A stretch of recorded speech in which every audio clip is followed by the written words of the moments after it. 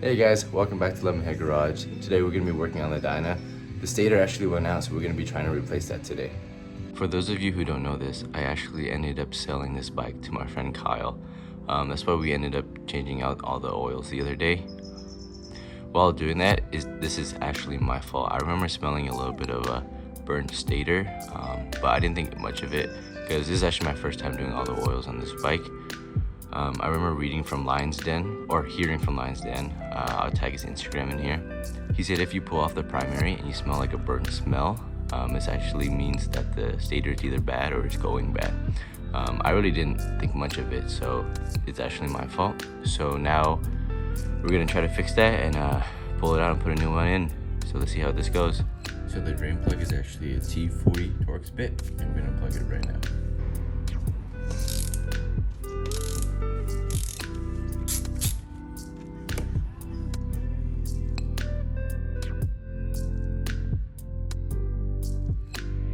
Since now most of the primary has drained, what we're going to do is we're actually going to take off the mid controls. So that includes the shift lever as well as the stand. And then we're going to pull this cover off and then continue from there. So on my specific bike, this bolt's a 1/2 inch, so we're going to take that and then pop it off. What I like to do is I like to put a Sharpie and make a mark over it, so that when I put it back, I don't have to struggle to remember where the lever was.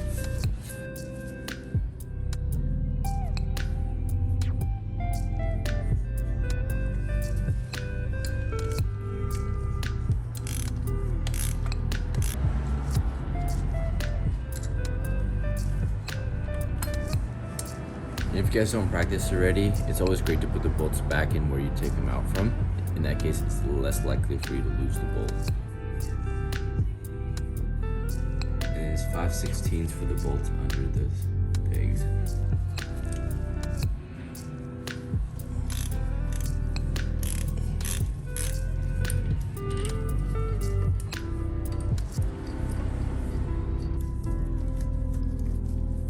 Okay, now that the mid controls are off, we're just gonna pop off all these caps right here.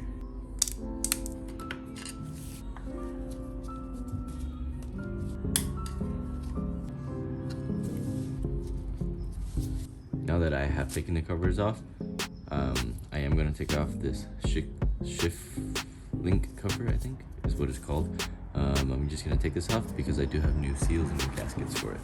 And it'll be a T27.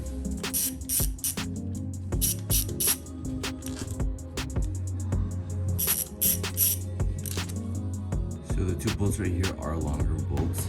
Just remember that when you put everything back together.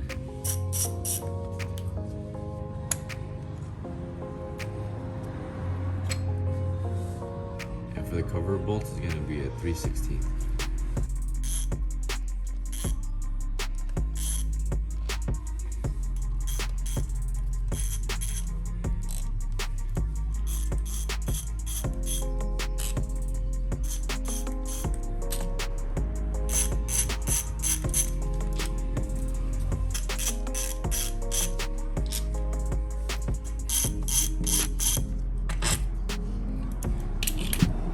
So what I like to do when I take off primaries is if there's a long bolt compared to the rest, I like to put like a Sharpie mark next to it. If you have like a black cover or something, you can just put some tape on it.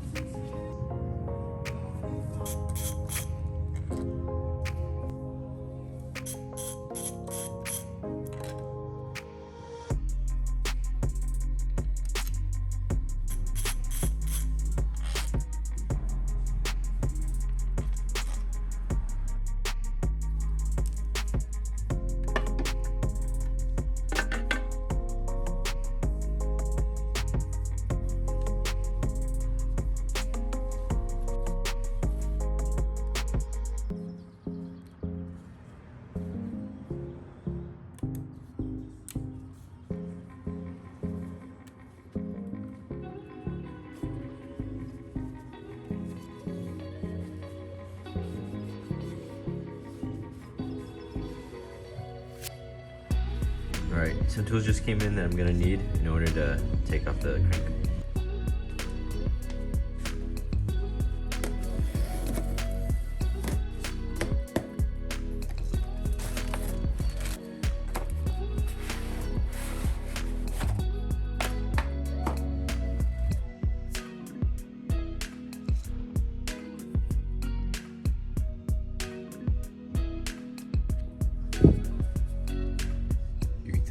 actually got really hot in here. That's why this bluing occurred.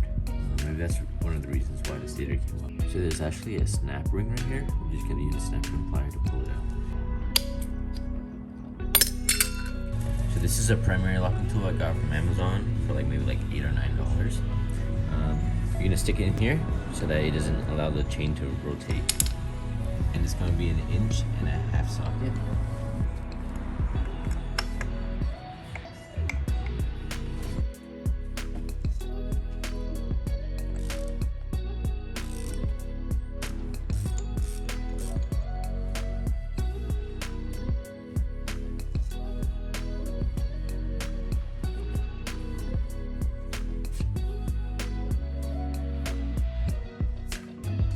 This side is going to be a 1 3/16 socket, and it's actually going to be righty loosey, lefty tighty.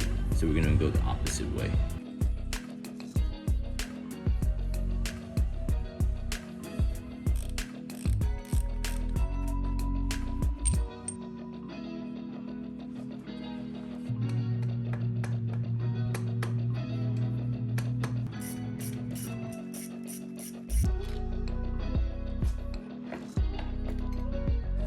So now we're gonna take this magnet right here out. What we're gonna do is we're gonna take 2 picks so that we can pull it straight out.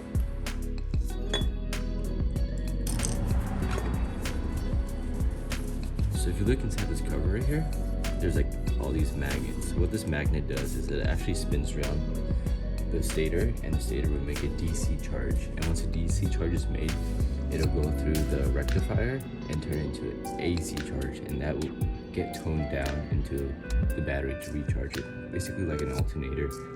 But if there's too much heat and too much electricity, the rectifier just lets it out in the form of heat. So what we're gonna do now is we're actually gonna unbolt this right here so that we can pull the wiring out and unplug it to get to the stator. A 5/32 hex.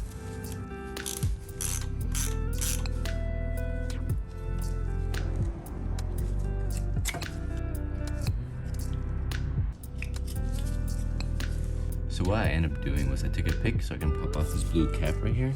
It popped up quite easily. Once that happened, you see these 2 tabs inside right there, right here and here.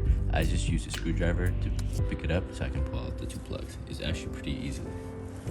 Okay, now in here we're gonna see 1, 2, 3, 4 Torx bits, and then we're gonna pull that out. T27.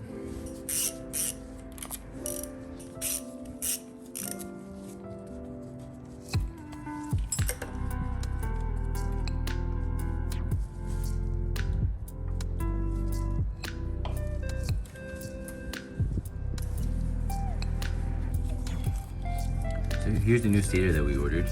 We're just gonna do the reverse and then put this back in. Once you put it in, you see these little nubs here. You push them all the way in until this hits the side, and that's just telling you not to go anymore. It should be the perfect amount. And then these don't really matter. We're just gonna plug them back in the way that we pulled them out.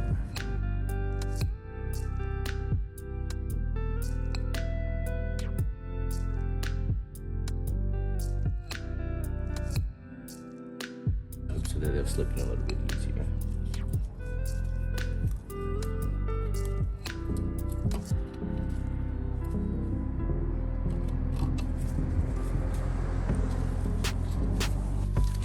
So we're gonna use the bolts that they gave us, and I think it's supposed to be 30 to 40 inch-pounds. Inch-pounds, not foot-pounds. But I don't have a torque wrench that low, so I'm just gonna try to be really careful.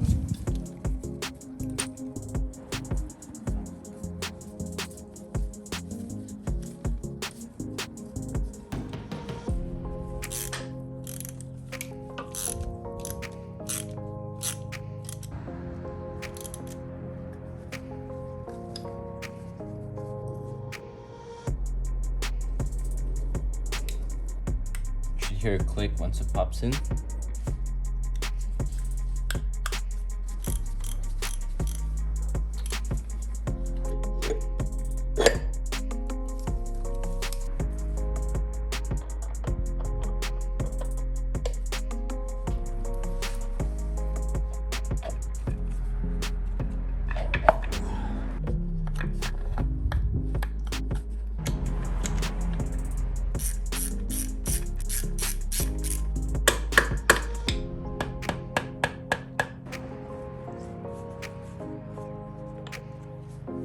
we're just gonna clean out the threads right here, and then we're gonna put a drop of red Loctite on here, and then torque it at 160 foot-pounds.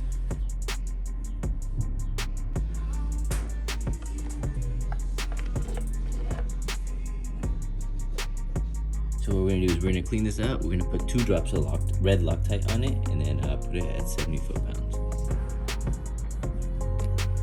It's a lefty tighty and righty loosey.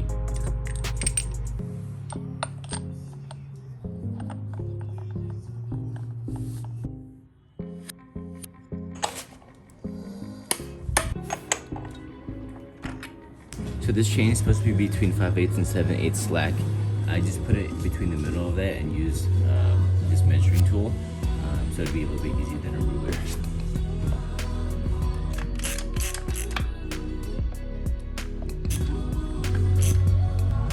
Perfect. And the tensioner locking nut should be around 25 foot-pounds.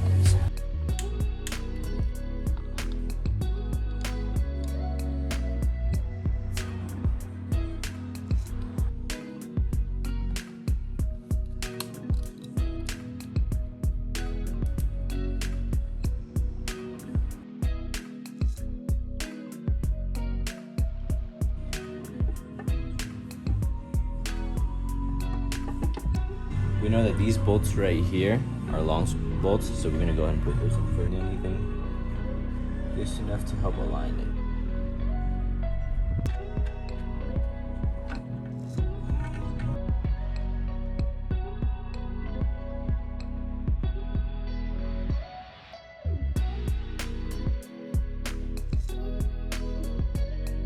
It's supposed to be around 84 to 108 inch-pounds, but we're gonna put it around 7 to 9 foot-pounds. So this is the sequence I'm gonna go and try to follow along with it. So the bottom one right here will be number 1. This will be number 2. This is number 3. This will be 4. This is 5. This is 6. 7. This is 8. This is 9. This is 10. This is 11. This is 12.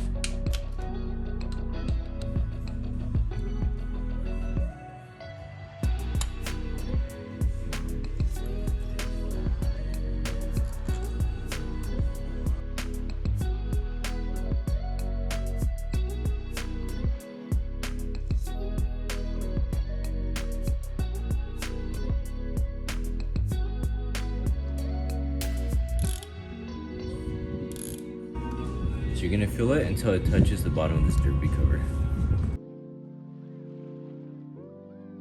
So you can see that the oil is about the edge of the derby cover now. So we just put it back on, put the battery on it, and try to start it.